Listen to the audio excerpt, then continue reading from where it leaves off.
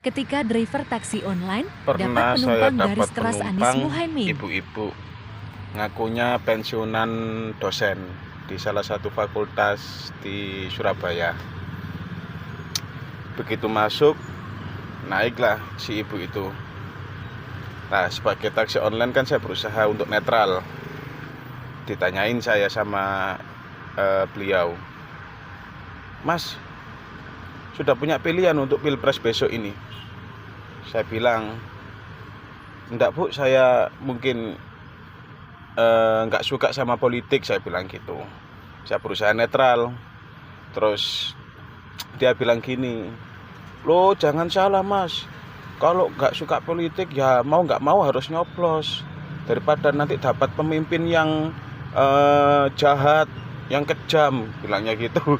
Saya sampai wah, sudah tahu arahnya kemana saya. Setelah itu dia tanya lagi, "Masnya muslim kan?" "Ya alhamdulillah saya muslim Bu." Terus dia bilang, "Lah kalau muslim itu Mas, kalau muslim itu pilihnya nomor 01, amin." Langsung sudah tahu saya arahnya kemana. Habis itu dia bilang, "Nggak ada Mas pemimpin sekarang calon pemimpin yang mempunyai sifat kayak Pak Anies, yang sidik, yang tablik, yang amanah, yang fatona." Sampai saya mikir kayak gini, ya Allah, memang ada setelah Rasulullah orang-orang yang memiliki sifat kayak gitu? Nggak ada. Saya yakin nggak ada. Itu sifatnya Rasulullah itu. Cuman saya nggak bilang, nggak saya utarakan karena mungkin jaga perasaannya. Makin lama, lah kok dia makin nyecar saya. Langsung, "Masnya muslim kan?" Terus tanya lagi dia, "Mohon maaf Mas, muslimnya apa? NU atau Muhammadiyah?" Saya bilang, "Saya NU Bu." Terus, "Wah, kalau NU itu harusnya milih Pak Muhaimin, karena Pak Muhaimin kan orang NU." Saya berusaha diam, nggak saya sanggah, nggak saya sangkal, karena kan saya hormati beliau orangnya sudah sepuh. Nah, makin lama makin mendekat sama saya itu. Saya sampai di tabok punggung saya. Dia bilang, "Kalau Masnya NU wajib loh Mas pilih Pak Muhaimin." Langsung akhirnya nggak tahu, telinga saya gatel mungkin ya.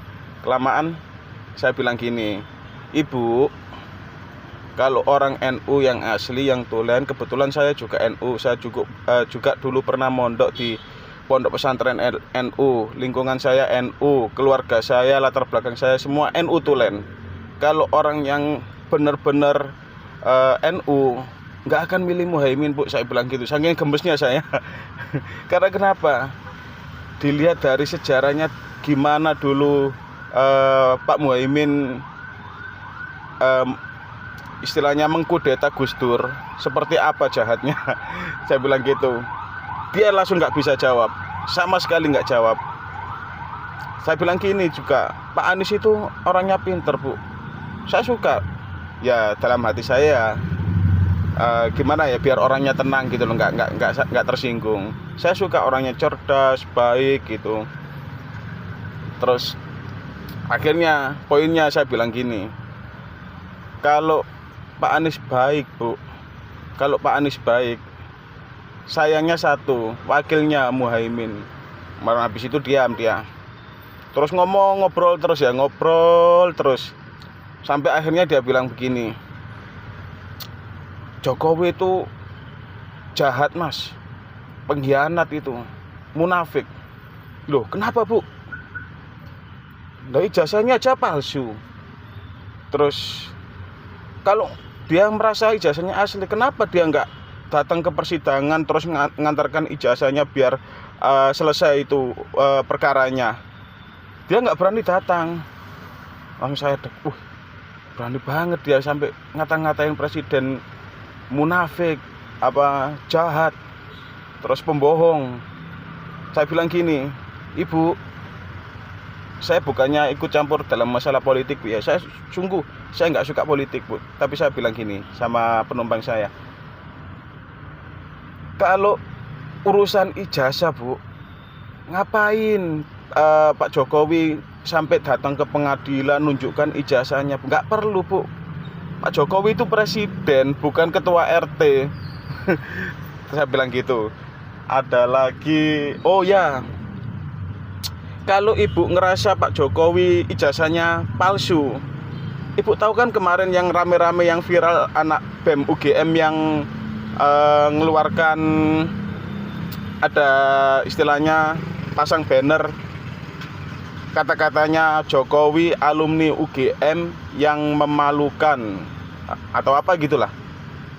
Setelah coba ibu amati, di satu sisi ada yang bilang ijazah Jokowi palsu. Lah, di sisi lain anak BEM UGM mengakui kalau Pak Jokowi itu alumni UGM. Lah yang bener yang mana?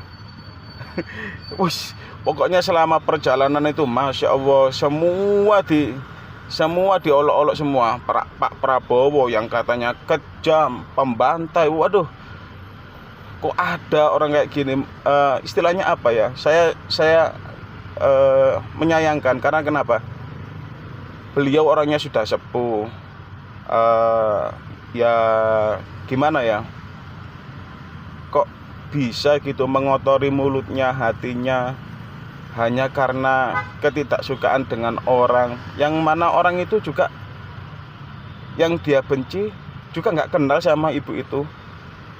Kok bisa sampai seperti itu? Ada lagi banyak pokoknya.